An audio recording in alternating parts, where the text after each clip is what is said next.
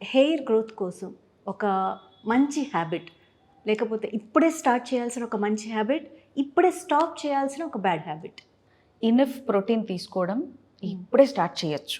ఈరోజే ఎగ్ రూపంలో, ఫిష్ రూపంలో, చికెన్ రూపంలో, రాజ్మా రూపంలో, పనీర్ రూపంలో, ఇలా ప్రోటీన్ మీద ఫోకస్ చేయడం. మనం ప్రతి పూట 3 పూటలు తింటాం, కనీసం 2 పూటలు ఆ ప్రోటీన్ మీద ఫోకస్ చేసి తీసుకోవడం ఒకటి హెల్ప్ఫుల్. రెండవది ఇప్పుడే మానేయాల్సింది అంటే లేట్గా పడుకోవడం. దాని నుంచి మనం గతంలో కూడా మాట్లాడుకున్నాం, దాని నుంచే స్క్రీన్ టైం పెరిగిపోతుంది, లేట్గా డిన్నర్ తినడము అవుతుంది.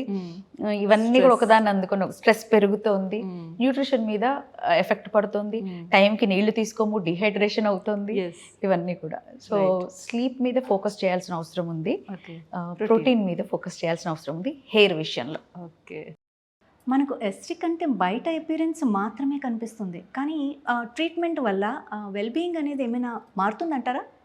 డెఫినెట్లీ అండి.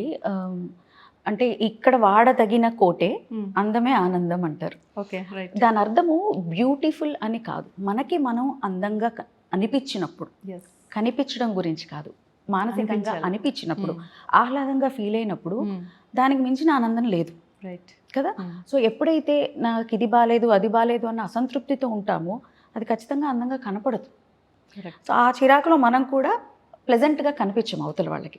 సో వెల్బీయింగ్ మీద ఈ ఎస్థెటిక్స్ ఎఫెక్ట్ చాలా ఉంటుంది. ఇల్లంతా చక్కగా సదురుంది అనుకోండి, ప్రశాంతంగా ఉంటుంది. మనం ఎంత చికాకు డే నుంచి వచ్చినా కూడా చిందరవందరగా ఎక్కడ బట్టలు అక్కడ, ఎక్కడ గిన్నెలు అక్కడ పడేస్తున్నప్పుడు మన మానసిక స్థితి కూడా అలాగే చిందరవందరగా ఉంటుంది. సో ఖచ్చితంగా ఎస్థెటిక్స్ అనేది వెల్బీయింగ్ మీద ఒక హీలింగ్ లాంటి ఎఫెక్టే.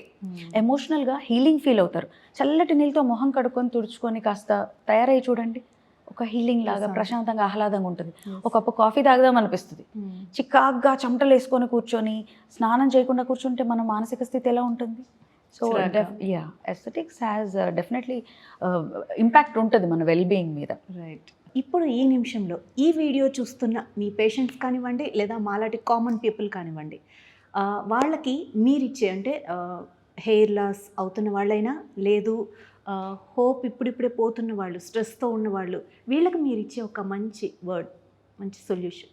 హెయిర్ ఫాల్ అనేది ఇష్యూయే అండి, కాదనట్లేదు, భూతం అయితే కాదు. Okay, it's manageable.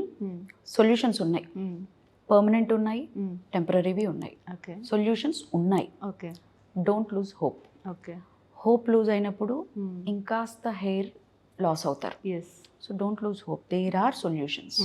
So hope lose అవ్వకుండా రైట్ టైంలో రైట్ డాక్టర్ని కన్సల్ట్ అవ్వడం కూడా చాలా ఇంపార్టెంట్ అండి. Okay, just remember that. పెద్ద భూతం అయితే కాదు, ఖచ్చితమైన సొల్యూషన్స్ ఉన్నాయి. పర్మనెంట్ కూడా ఉంటాయి, కొన్ని టెంపరీ కూడా ఉంటాయి.